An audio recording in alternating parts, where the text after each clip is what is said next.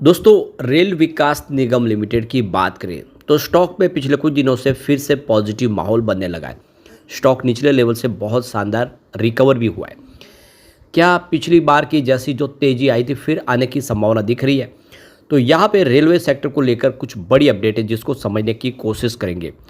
आने वाले समय में रेल विकास निगम लिमिटेड जो एक नवरत्न कंपनी बन चुकी है और आने वाले समय इसका जो भविष्य है वो महारत्न की तरफ है, क्योंकि कंपनी का बिजनेस बहुत अच्छा है। बहुत सारे इसने जॉइंट वेंचर्स बनाए जिसके माध्यम से इंडिया और ग्लोबल मार्केट में कंपनी काम कर रही है। क्या है संभावना उसको जानेंगे। साथ में हम यहाँ पे आईआरएफसी की बात करें तो रेलवे की ये फाइनेंस प्रोवाइड करने वाली कंपनी है और आप देख ही सकते हो कि अब इसने अपने पोर्टफोलियो को डाइवर्सिफाई किया। अब कंपनी रिन्यूएबल एनर्जी सेक्टर में भी काम कर रही है। तो रेलवे सेक्टर को लेकर जिस तरह से एक के बाद एक कंपनियों को ऑर्डर मिल रहे तो कंपनी का काम बढ़ता हुआ दिखाई दे रहा है। ऐसे में आईआरएफसी क्या आने वाले समय बेहतर करेगा, जानने की कोशिश करेंगे इस वीडियो के माध्यम से। लेकिन फ्रेंड्स, उससे पहले अगर आप पहली बार हमारे चैनल पे आए तो चैनल को सब्सक्राइब कर दीजिए, एक बेल आइकॉन दबा दीजिए ताकि जब भी नया वीडियो बने पहला नोटिफिकेशन आपको मिले। वीडियो पसंद आए तो लाइक से जरूर कीजिए। चलो फ्रेंड्स, वीडियो स्टार्ट करते हैं। मैं हूँ आपका दोस्त एस बी दवे और हमारे अपने चैनल ऑनलाइन कमाई में आपका बहुत बहुत स्वागत है। तो सबसे पहले आरवीएनएल के कामकाज की बात करें तो 361 पर क्लोजिंग थी, जहाँ पे 0.28% की तेज़ी देखने को मिली। तो आप देख सकते हो कि स्टॉक इंट्राडे में नीचे भी गया 356 तक, लेकिन हाई में 364 तक गया। तो कुछ प्रॉफिट बुकिंग भी हुई, लेकिन निचले लेवल से खरीदारी की वजह से इसने पॉजिटिव क्लोजिंग दी है। तो 3 मंथ का जो हाई है इसका 405 का है। आप देखें उस लेवल से अभी स्टॉक थोड़ा नीचे ज़रूर है, लेकिन 1 ईयर का इसका 549 का है, जबकि 3 ईयर का हाई इसका 647 का है। तो पिछले दिनों जब ये 30-32 से दौड़ना शुरू हुआ था 647 तक चला गया था। बहुत बड़ा मल्टीबैगर साबित हुआ, उसके बाद में भारी गिरावट हुई। तो 3 मंथ का जो लो है इसका 301 का है और ये इसका 1 ईयर का लो है 301। तो 300 तक चला गया था स्टॉक, अब वहाँ से फिर से इसने बेहतर करना शुरू किया है। पिछले 3 साल का लो इसका 32 रुपीज़ के आसपास है और 5 ईयर का लो मात्र 18 रुपीज़ है। तो आप समझ ही सकते हो कि एक बड़ा मल्टीबैगर साबित हुआ स्टॉक। यहाँ पे पिछले एक सप्ताह में 8.16% की शानदार तेजी बन चुकी है, जबकि पिछले एक महीने में 11.95% 12% के आसपास के स्टॉक में तेजी बनी है। लेकिन पिछले 3 महीनों में अभी भी 8.92% की आपको गिरावट देखने को मिलेगी, जबकि पिछले 6 महीनों में 8.81% की तेजी देखने को मिलेगी।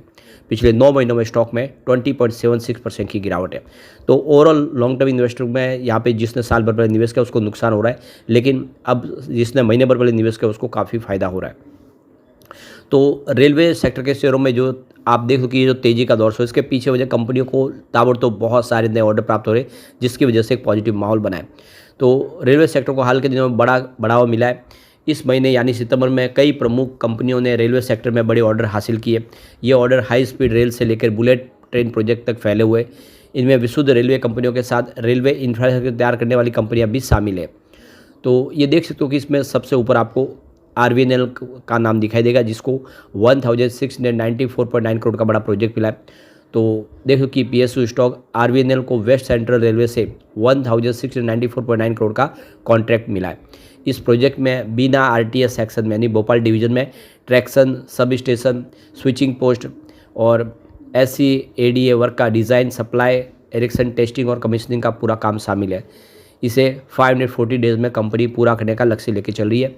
ये प्रोजेक्ट भारतीय रेलवे को ज़्यादा फ्रंट वॉल्यूम संभालने और नेटवर्क की एफिशिएंसी बढ़ाने में मदद करेगा। तो काफ़ी बड़ा प्रोजेक्ट है जो आरवीएनएल को मिला है। एक अन्य सरकारी कंपनी रेलटेल कॉरपोरेशन इंडिया को Bihar state educational infrastructure develop corporation से 574.9 करोड़ का कॉन्ट्रैक्ट प्राप्त हुआ है। इस कॉन्ट्रैक्ट में राज्य के कॉलेज और यूनिवर्सिटी में हाइब्रिड स्मार्ट क्लासरूम और आईसीटी लैब स्थापित करने का काम मिला है। अब तीसरा जो प्रोजेक्ट है वो टेक्समो रेल को मिला, 129 करोड़ का ऑर्डर प्राप्त है। टेक्समो रेल ने रेल विकास निगम लिमिटेड से नागपुर डिवीजन, यवतमाल और दीगर सेक्शन में इलेक्ट्रिफिकेशन काम के लिए 129.09 करोड़ का ऑर्डर प्राप्त किया है। तो ये प्रोजेक्ट देख लो कि इसमें traction, overhead equipment, design, supply, action, commissioning सब कुछ शामिल, जो 18 मंथ में कंप्लीट किया जाएगा। तो काफ़ी सारे ऑर्डर मिले जिसकी वजह से एक पॉजिटिव माहौल बना है। दूसरी तरफ देखें तो जुपिटर वैगन को 113 करोड़ का ऑर्डर प्राप्त हुआ है। तो ये देखिए रेलवे मंत्रालय ने 9000 एलएचबी एक्सटर्नल सप्लाई के लिए 113 करोड़ का लेटर ऑफ एक्सेप्टेंस इनको प्राप्त किया है। ये प्रिसीजन इंजीनियर्स के किए गए एक्सेल हाई स्पीड एलएचबी कोच में इस्तेमाल होंगे, जो प्रदर्शन, सुरक्षा और टिकाऊपन में होंगे। और दूसरी तरफ L&T को बुलेट ट्रक का बड़ा प्रोजेक्ट प्राप्त हुआ है। ये 2500 से 5000 करोड़ के बड़े कॉन्ट्रैक्ट मिले हैं L&T को।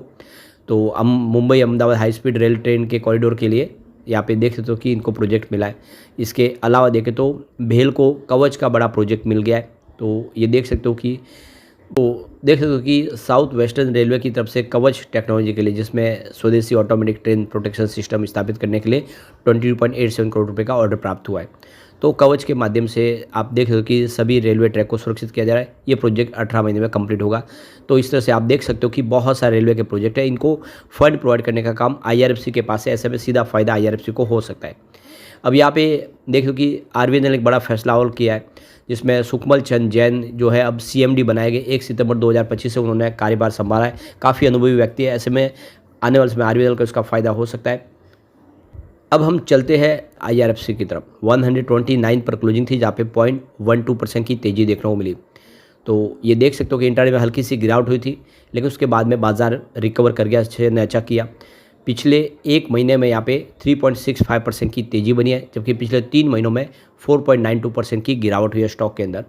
पिछले एक साल में 18.43% की गिरावट हुई है, लेकिन पिछले 3 साल का रिटर्न बहुत ही बेहतरीन है। करीब 498% का ज़बरदस्त रिटर्न दिया स्टॉक ने। पिछले 5 सालों में 421% की इसमें तेज़ी बनी है, तो काफ़ी बेहतर किया है। और अब देखें तो जो चॉइस इक्विटी ब्रोकिंग के कुणाल परमार का कहना है कि IRFC का स्टॉक इस समय काफ़ी बेहतर लग रहा है। स्टॉक देख सकते हो कि अपने ऊपरी प्राइस से लगभग 100 रुपीज़ डिस्काउंट पे इस समय मिल रहा है। और अब रेलवे सेक्टर में फिर से एक शॉर्ट टर्म में तेज़ी की संभावना बन रही है। वैसे में IRFC बहुत बेहतर कर सकता है। फंडामेंटली कंपनी मजबूत है और इसका बिजनेस मॉडल अच्छा है। कंपनी लगातार काफ़ी देख सकते हो कि कम खर्च के ऊपर कंपनी काम करी है। कंपनी को रेलवे ने सेक्टर ने आप देख रहे टैक्स के दायरे से सरकार ने इसको बाहर रखा है, उसका भी फ़ायदा हो रहा है। तो ऐसे में आने वाले समय मार्केट एक्सपर्ट कह रहे हैं कि यह स्टॉक आने वाले समय बेहतर कर सकता है। दिवाली के पहले काफ़ी ज़्यादा पॉजिटिव उम्मीद दिखाई दे रही है। IRFC का मार्केट कैप देखें तो 1.68 लाख करोड़ के आसपास है। एक लार्ज कैप कंपनी की कैटेगरी में आती है। इसका P रेशियो 25.22 के आसपास है, लेकिन बात यह है कि यह इसके जो इंडस्ट्रीज़ का P रेशियो उसके मुकाबले हाई है, क्योंकि वो इंडस्ट्रीज़ का P रेशियो फिर 11.59 के आसपास है। तो इस समय ओवर वैल्यूएशन थोड़ा सा स्टॉक दिखाई दे रहा है इस लेवल पे। अब IRFC का price to book PB ratio 3.27 है और इसका बुक वैल्यू पर शेयर 39.38 का है। तो इससे लग रहा है कि स्टॉक थोड़ा सा प्रीमियम में ट्रेड कर रहा है, ऐसा लग रहा है मार्केट एक्सपर्ट के हिसाब से। लेकिन जिस तरह से आप देखें स्टॉक ऑलरेडी 100 तक ऊपर जा चुका है, तो ऐसे में फिर से इसके ऊपर जाने की भी उम्मीद दिखाई देती है। काफ़ी अच्छा डिविडेंड भी कंपनी ने दिया है और डिविडेंड की कमाई इन्वेस्टर के लिए एक अच्छा मौका होती है। Long term investor PSU stock में अच्छा पैसा कमाते हैं। स्टॉक का 52 वीक का जो हाई है 169 का है और 52 वीक का लो 108 के आसपास है, जबकि इसका ऑल टाइम हाई 229 का है और ऑल टाइम लो 19.30 का है। तो कुल मिला के एक बहुत अच्छी अपॉर्चुनिटी समय रेलवे शेयर में आ गई और आने वाले समय रेलवे शेयर फिर बेहतर कर सकते, क्योंकि सरकार कैपेक्स बढ़ा रही है रेलवे के लिए और बहुत सारे नए प्रोजेक्ट भी शुरू किए जा रहे हैं। लेकिन फ्रेंड्स, कोई भी इन्वेस्टमेंट करने से पहले अपने फाइनेंशियल एडवाइजर से एडवाइस ले ले या अपना खुद का रिसर्च करें, क्योंकि मैंने वीडियो आपके एजुकेशनल पर्पज़ के लिए ही बनाया। वीडियो पसंद आए तो लाइक से जरूर कीजिए और चैनल को सब्सक्राइब कर दीजिए। Thank you friends.